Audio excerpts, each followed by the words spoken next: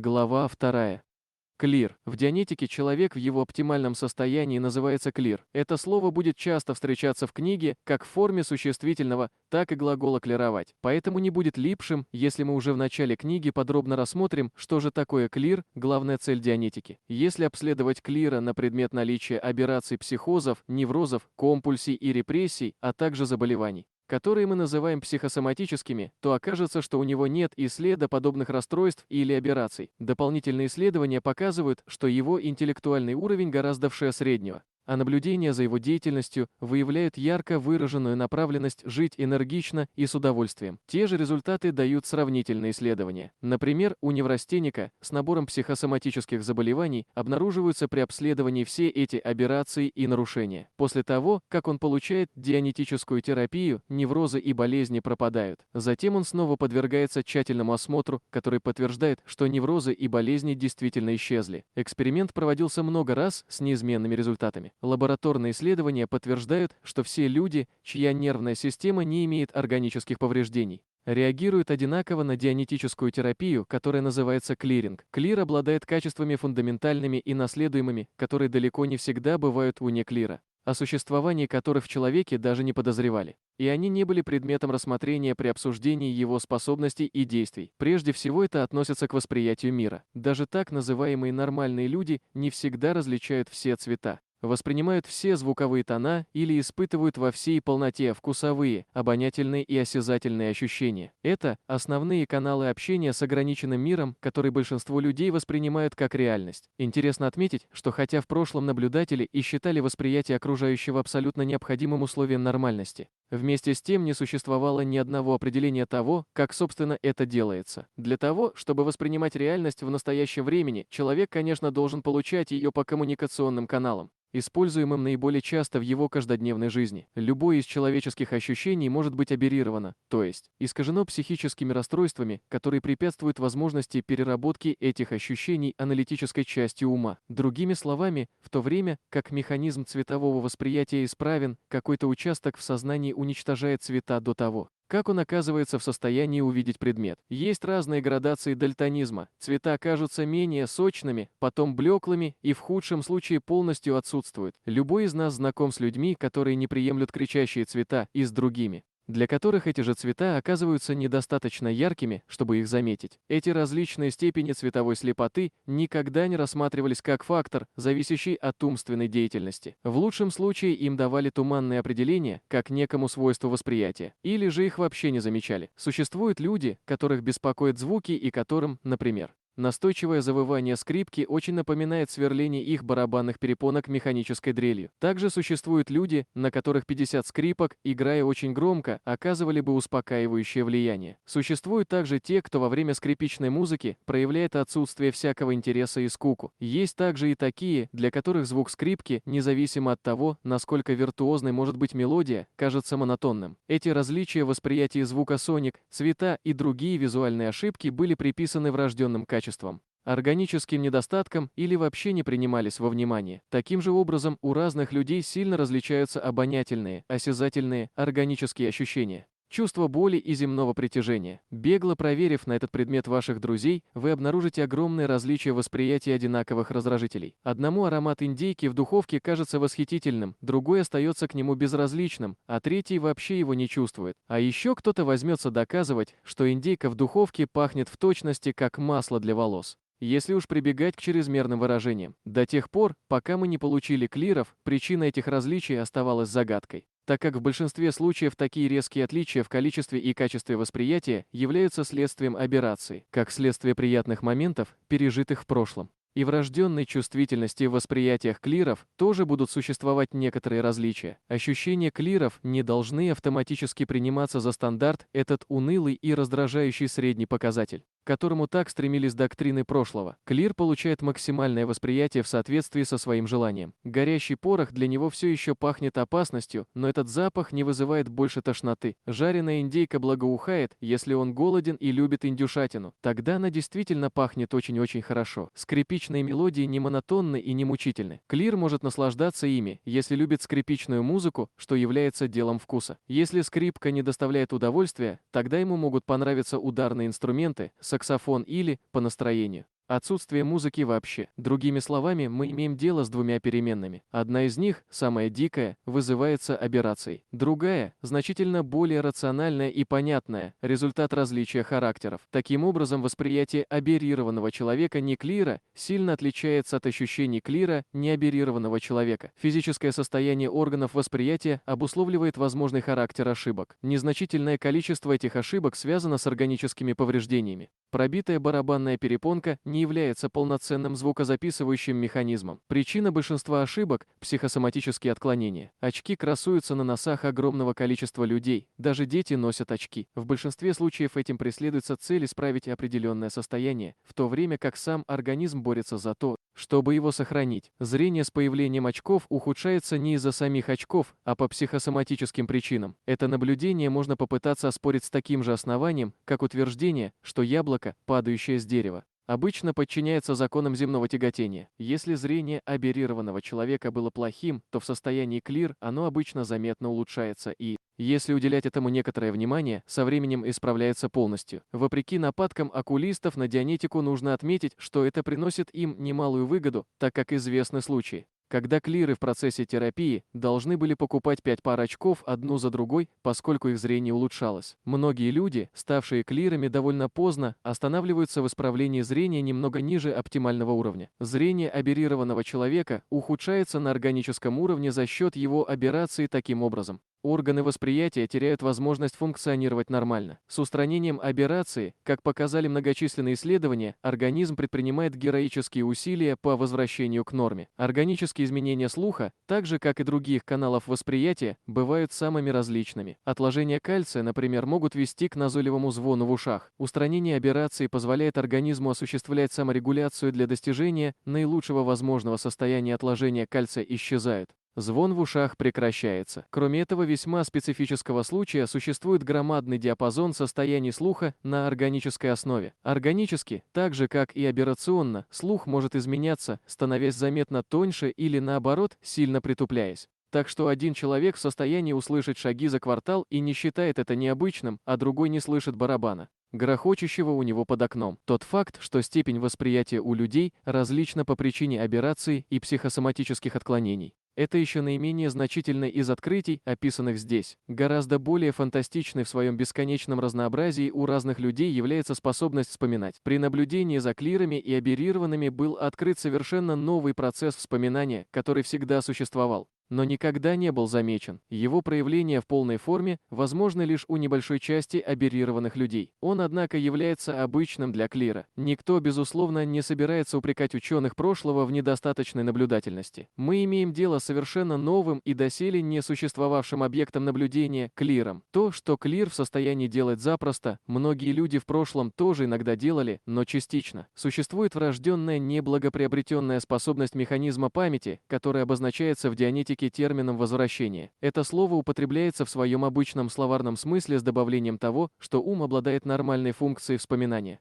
Может посылать часть сознания в период прошлого на умственной либо одновременно на умственной и физической основах. Так человек может снова пережить инциденты, которые случились в прошлом, с теми же ощущениями, которые он тогда имел. В свое время искусство, известное как гипнотизм, применяло так называемый процесс регрессии. Гипнотизер отправлял своего пациента назад, в прошлое одним из двух способов. Это делалось при помощи введения в транс, наркотиков и довольно сложной технологии. Человек под гипнозом мог оказаться в прошлом полностью и подавать все признаки пребывания в том возрасте, куда он был возвращен. Проявлять только те способности и испытывать те впечатления, которые он имел в тот момент. Это было названо ревификацией повторным переживанием. Регрессия отличалась от первого способа тем, что часть сознания оставалась в настоящем времени, а другая часть возвращалась в прошлое. Считалось, что эти способности ума присущи исключительно гипнотизму и используются только этим искусством, которое уходит корнями в тысячелетия и существует сегодня в Азии в том же самом виде, что и в незапамятные времена. Замена термина «регрессия» на «возвращение» производится по той причине, что это два разных понятия, а также потому, что слово «регрессия» имеет некоторую отрицательную окраску, и для многих людей это затруднило бы его применение. Повторное переживание заменяет в дианетике ревификацию, потому что дианетика объясняет принципы гипнотизма.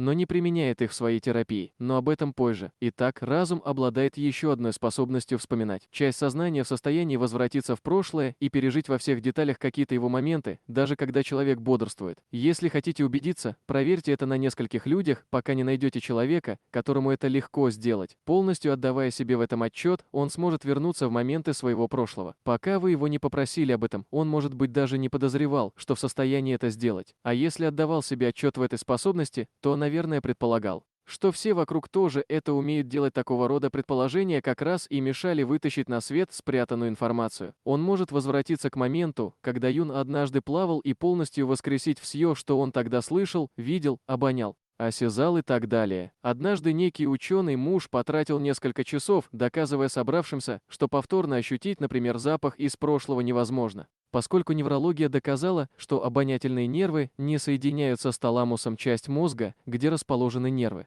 ответственные за ощущения. Двое слушателей обнаружили в себе способность к возвращению, но, несмотря на это, джентльмен стоял на своем. Проверка всех присутствующих показала, что, независимо от способности возвращаться, половина из них могла вспомнить запах, вдохнув его снова. Возвращение – это полное действие образной памяти. Память в целом в состоянии заставить органы опять почувствовать раздражители, воздействие которых было испытано в прошлом. Частичное возвращение не редкость, но и не настолько часто, чтобы его можно было назвать обычным явлением. В связи с тем, что данное явление достаточно распространено, возникает необходимость изучать это свойство, так как проявления его довольно разнообразны. Восприятие настоящего – это одна сторона восприятия реальности. Однако, если человек не может смотреть в лицо прошлому, это означает, что он в какой-то мере уже пасует перед действительностью. Если согласиться, что необходимо смело смотреть в лицо жизни, тогда приходится не бояться заглядывать и в прошлое. Если человек хочет считаться вполне здоровым, по современному определению, быть лицом к лицу со вчерашним днем требует определенной способности вспоминать. Но сколько существует различных способов помнить? Прежде всего, это именно возвращение. Это в самом деле нечто новое. Возвращение дает возможность просмотра движущихся картинок и ощущений, записанных в момент,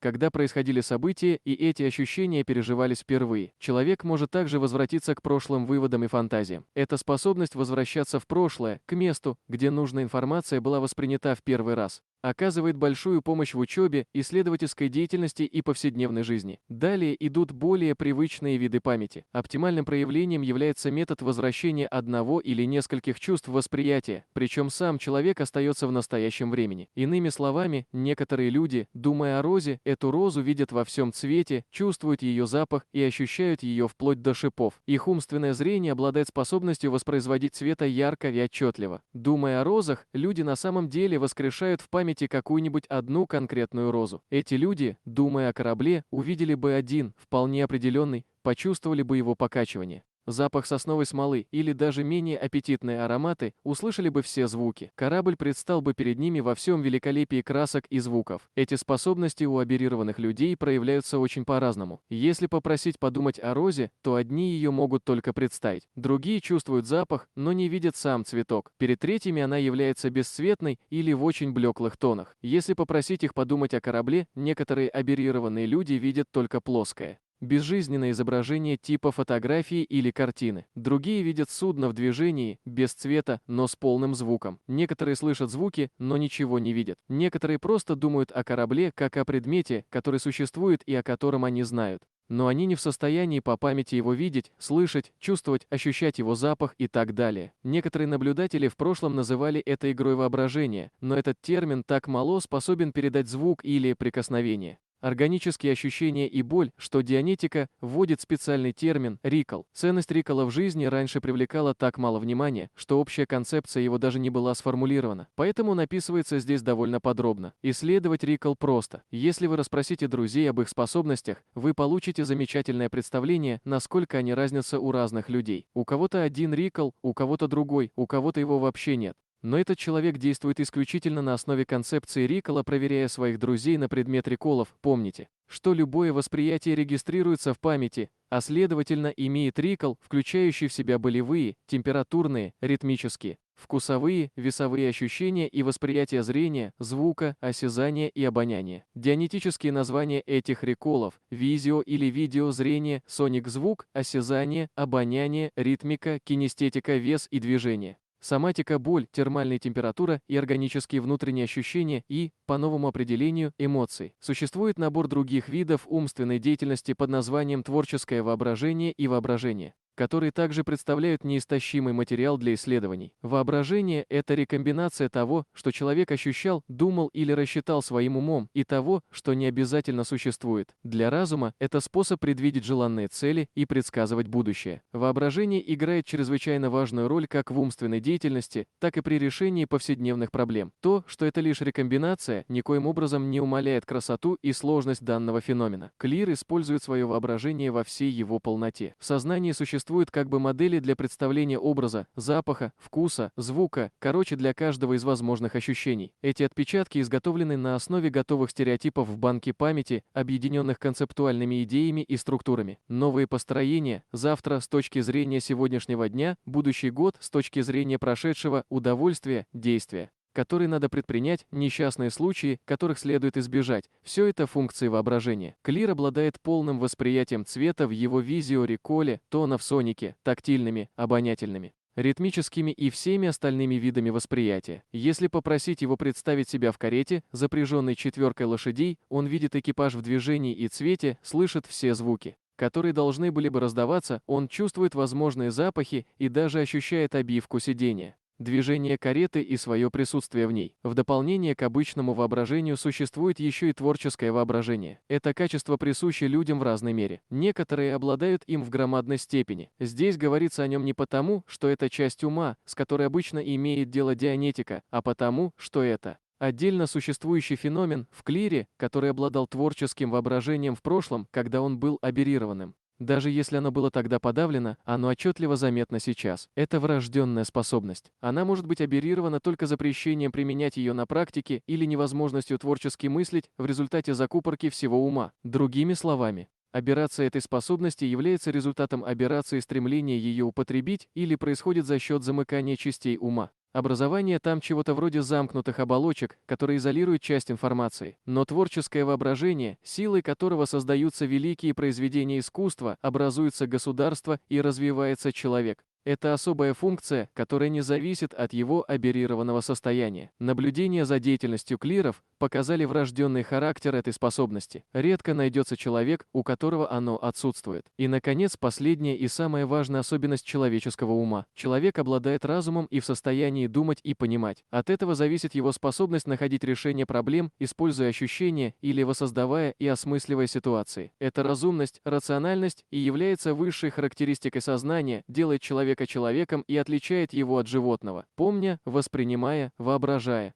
Он владеет изумительной способностью разрешать проблемы и использовать полученные выводы для решения новых проблем. Это человек разумный. Рациональность отдельно от аберрации может изучаться только на клирах. Аберрации придают людям те черты, которые обычно называют чудачествами, человеческими заблуждениями или личными особенностями. Тем не менее, это отсутствие рациональности. Личность человека не зависит от того, насколько иррационально он себя ведет. Быть за рулем в пьяном виде, сбить ребенка на перекрестке или просто быть угрозой его жизни – это не черта характера. Это как раз и есть иррациональность, неспособность извлечь правильный ответ из доступной информации. Интересно заметить, что несмотря на то, что общеизвестно, что человеку свойственно ошибаться и как часто именно это утверждение многих вводит в заблуждение, разумная часть ума, которая решает проблемы и делает человека человеком, ошибаться совершенно не способна. Общеизвестно, это именно тот оборот, который позволяет огромному количеству неверной информации циркулировать среди людей. Обнаружение этого факта стало поразительным открытием, но его можно было сделать и раньше, так как оно легко объяснимо. Мыслительные способности человека никогда его не подводят, даже если человек серьезно аберрирован. Наблюдая за действиями такого человека, можно ошибочно заключить, что его расчеты неверны. Это было бы ошибкой наблюдателя. Любой человек, аберрированный или клир, делает свои выкладки безошибочно, основываясь на воспринятой и накопленной информации. Возьмем обычный калькулятор, а разум – это изумительный инструмент, намного превосходящий любую машину, которую человек когда-либо изобретет, и зададим ему задачу. Умножим 7 на 1. Калькулятор ответит, как полагается, 7. Теперь умножим 6 на 1, не убирая семерку. 6 1 – 6, но ответом будет 42. Продолжая держать семерку, зададим калькулятору другую задачу. Ответ опять будет неверным. Теперь сделайте так, чтобы семерка была нажата всегда, независимо от того, какие кнопки вводятся в действие. И попробуйте подарить кому-нибудь этот калькулятор. Его никто не возьмет, так как он дает неправильные ответы. Он показывает, что 10 помноженное на 10 будет 700. Но действительно ли калькулятор плохой, или он просто работает на основе неверной информации? Также и человеческий ум, призванный разрешать громадные проблемы с таким количеством неизвестных, что любая вычислительная машина запуталась бы 1000 раз в час, становится жертвой ошибочной информации. Ошибочная информация попадает в машину, и машина дает неверный ответ. Ошибочная информация попадает в банк памяти человека, и он реагирует аберрированно. Проблема разрешения аберрации сводится к нахождению заклинившей семерки, но об этом гораздо позже. На данный момент мы своей цели достигли. Мы описали основные способности и действия разума в его постоянной работе над разрешением множества проблем. Он воспринимает, вспоминает или возвращается, воображает, представляет и разрешает. Обслуживаемый своим аппаратом, ощущениями, банком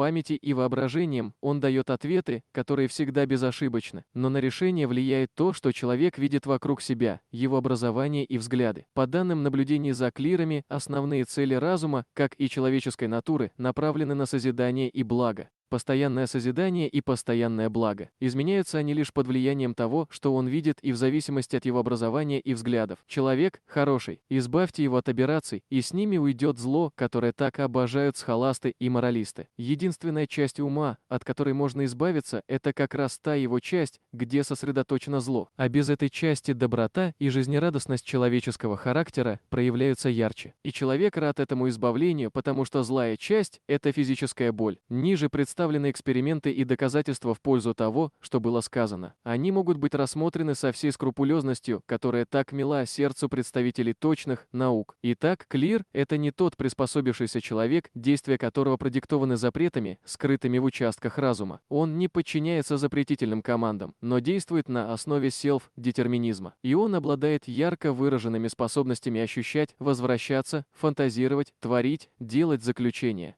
а также способностью к реколу, как это было описано выше. Клир является целью дианетической терапии, той целью, которой можно достичь при помощи некоторого терпения, учения и труда. Любой человек может быть клиром, если он не потерял части мозга в результате операции или несчастного случая, или не был рожден с серьезным дефектом нервной системы. В этой главе мы познакомились с целью дианетики. Давайте теперь посмотрим на цель человека в жизни.